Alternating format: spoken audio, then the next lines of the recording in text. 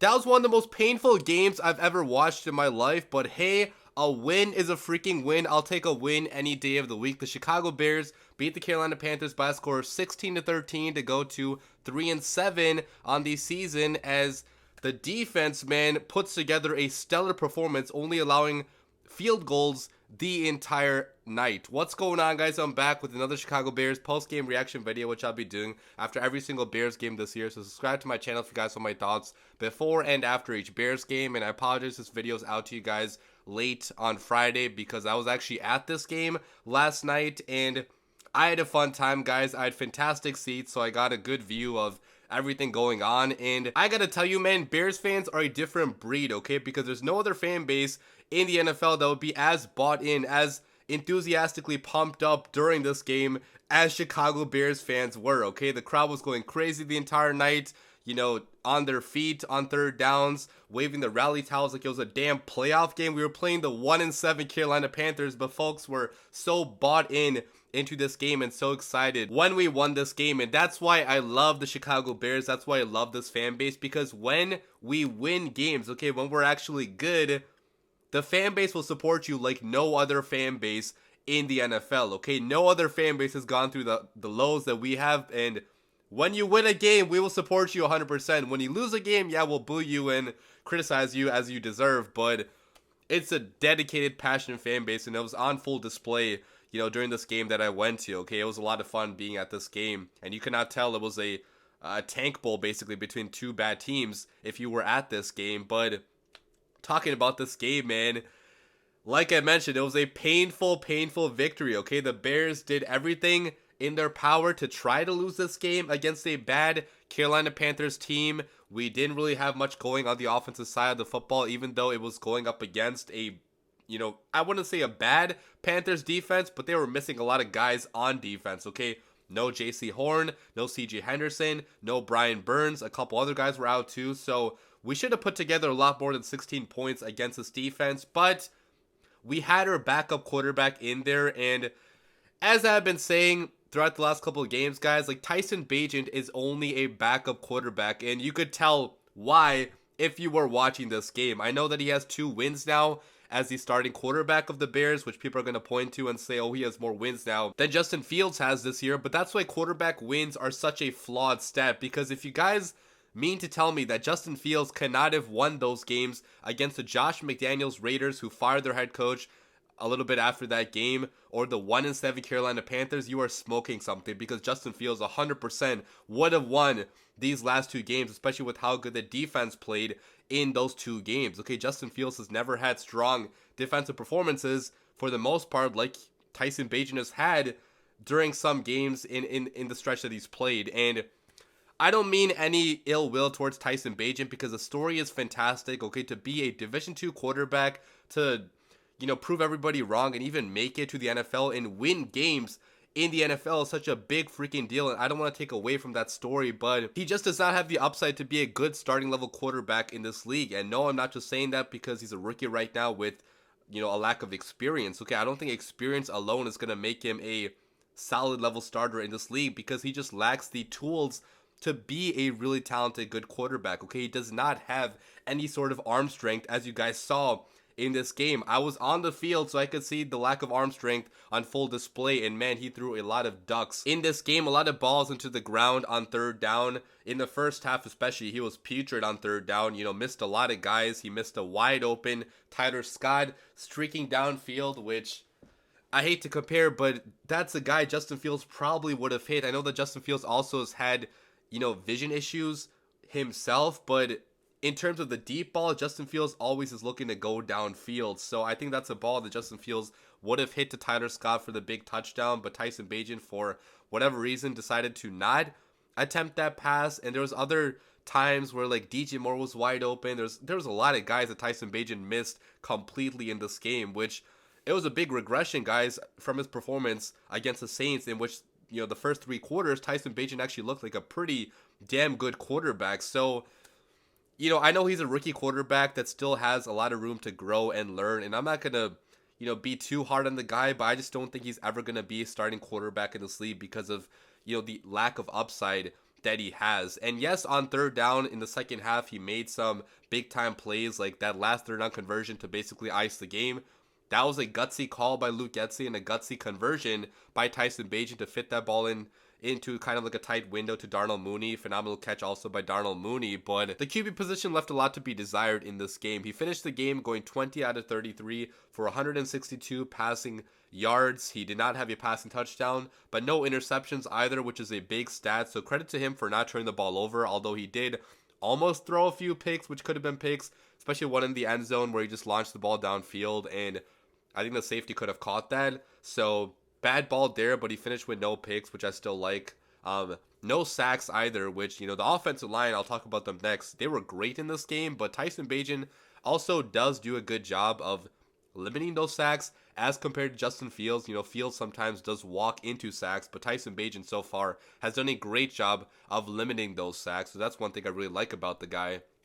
But again, he's not going to be a starter anytime soon for the Chicago Bears, and I hope I don't have to see him play the rest of the season, because I want to see what Justin Fields has as a starting quarterback and if he can actually be that quarterback of the future for the Bears. So, that's Tyson Bagent. Not a great performance by him, but you're not going to get great performances all the time out of a Division II quarterback, especially, in his rookie year. But talking about the offensive line, guys, I am just so thoroughly impressed by how good this offensive line has become at this stage in the season. And yes, I know they were going up against a bad Panthers defensive line, right? Like, this Panthers defensive line without Brian Burns doesn't have star level talent on it, but the blocks I was seeing out there out of our guys, everybody aside from Lucas Patrick, okay, and Cody Whitehair at times, like, those are the only two guys messing up, here and there. But I did not see a single blown block by Braxton Jones. Darnell Wright on the right side was fantastic, especially in the run game. Tevin Jenkins, as always,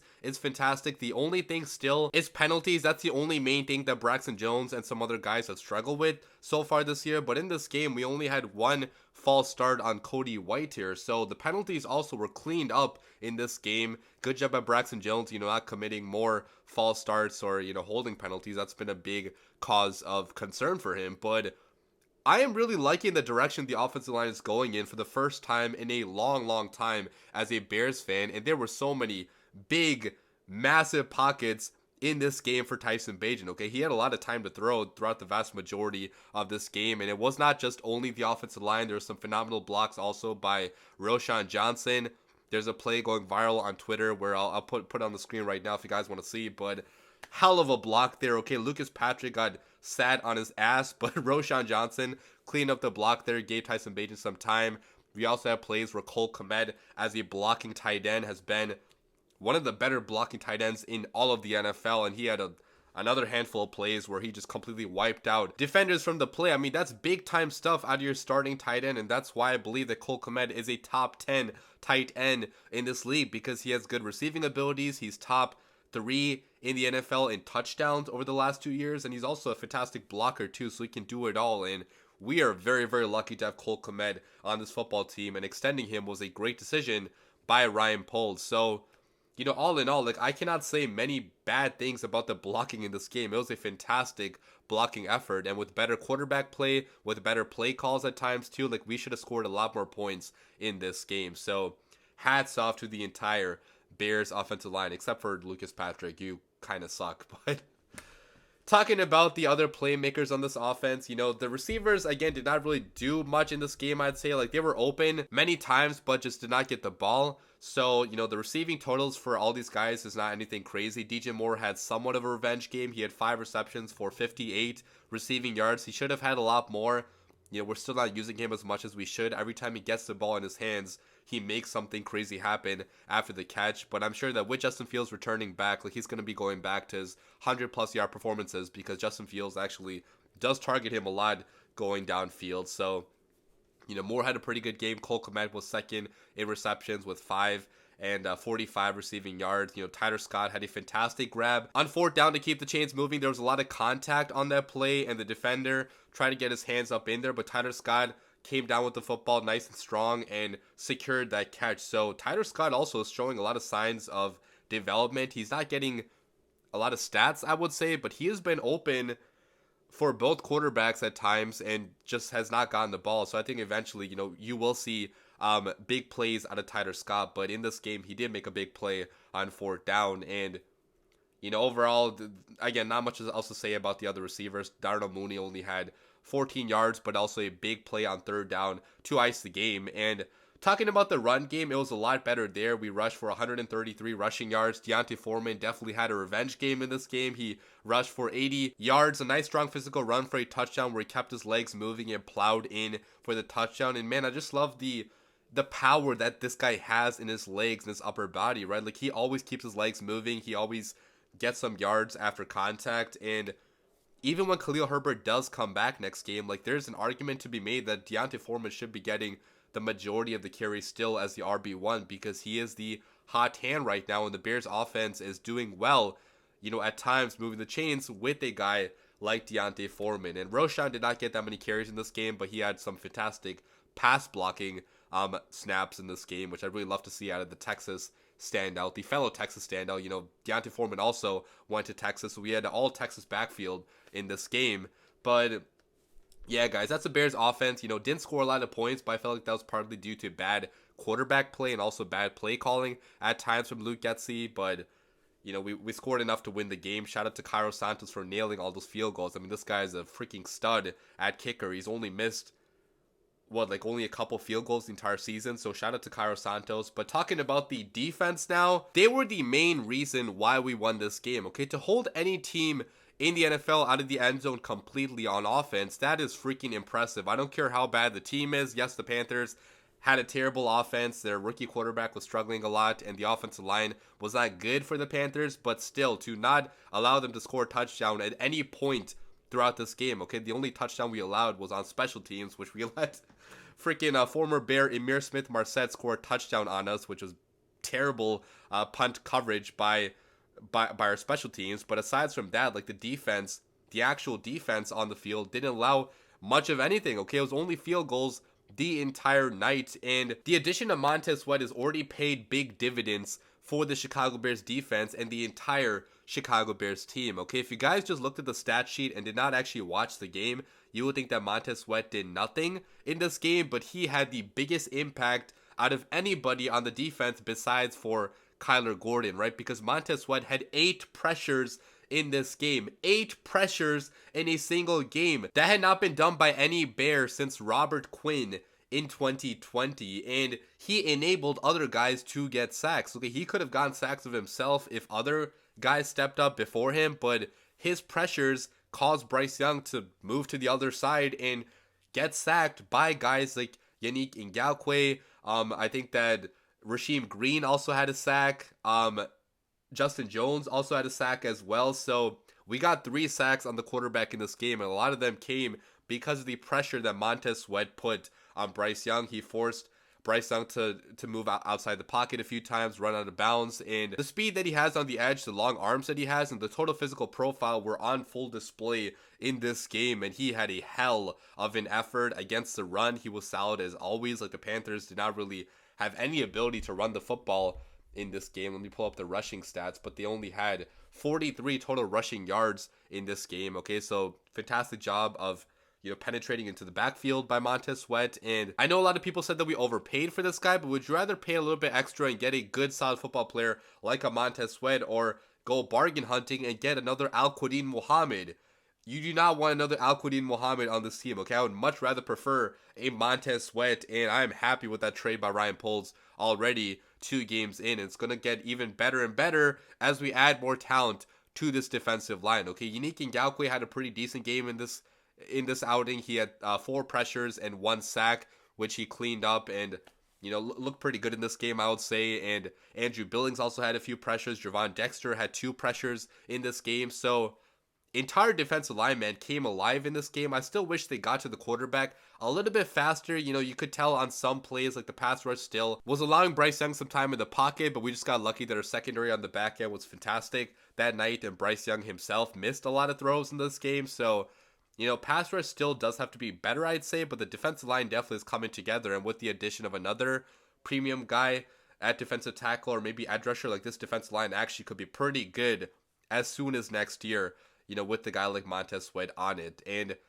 talking about the secondary then, guys, the secondary was freaking fantastic the entire night. Okay, Jaquan Brisker had a few plays where he let up some yardage. You know, he got beat deep on a ball, which, you know, that was the beauty of a ball by Bryce Young, but one bad play by Jaquan Brisker. But aside from that, the secondary was on lockdown mode the entire rest of the night. And I want to give a big shout out to Kyler Gordon, because this guy played the best game probably of his entire career last night against the Panthers. He had 7 total tackles, was a menace in the run game as always. Like, this guy is a hard hitter, a fantastic tackler, which you love to have those in the secondary. So he made a couple plays behind the line of scrimmage in the run game. He had a big run stop near the Panthers' own territory, which forced them to eventually punt from their own end zone, which gave the Bears good field position. So I love that hard-hitting, strong tackling nature of Kyler Gordon, but also in coverage, guys. This guy keeps on getting better and better and better, okay? He got targeted 9 times in this game and only allowed 26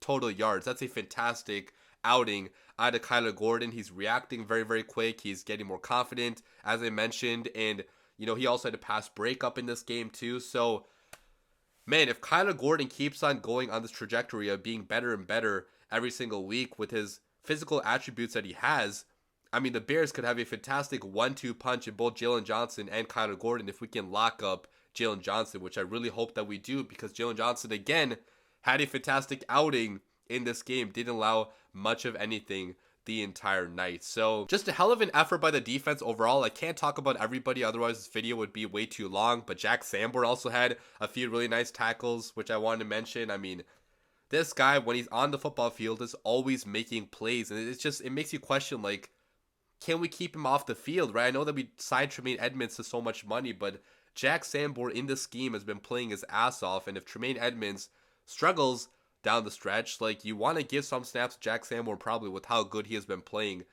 in this defense. So overall, man, not a pretty win, but not all the wins in the NFL will be pretty, and especially with a backup quarterback, a Division II backup in his rookie year. I'll take the win any way that we can get it. Justin Fields should be back for the last portion of the season, and I really hope and pray we can make some type of a run. I'm not going to predict playoffs, obviously, for this team. Playoffs are basically out of the question. I think we're only 2.5 games behind, so technically there is a chance if we go on a massive winning streak, but with how bad of a coaching staff that we have, and with the roster limitations that we still have, you know, we're probably not going to beat the Lions or like the Browns and teams like that, but we could get up to like 5, 6, maybe 7 wins at the very most if we keep on playing this good at the line of scrimmage, and if Justin Fields comes back and performs well. And that's going to be the big storyline for the second half of the season now, okay? Can Justin Fields perform well enough to save his job in Chicago and be the Bears' long-term quarterback? Because right now, it's very likely the Bears have a top 3 pick coming in the NFL draft from the Carolina Panthers, especially after this performance in which we beat them, adding another loss to their total. Okay, the Panthers have a very good chance of giving us that number 1 or number 2 or number 3 pick in the draft, and if the Bears want to go quarterback, they can. But I personally do hope that we can stick with Justin Fields. He performs well enough to keep his job, and we can keep on building to this roster, adding more blue chip talent to this roster with guys like Marvin Harrison Jr., whoever you want to select. Like, there could be premium talent added if we do keep Fields, which I hope we somehow can. Okay, I'm still rooting for that underdog story at this point. Leave your comments down below. As always, bear down.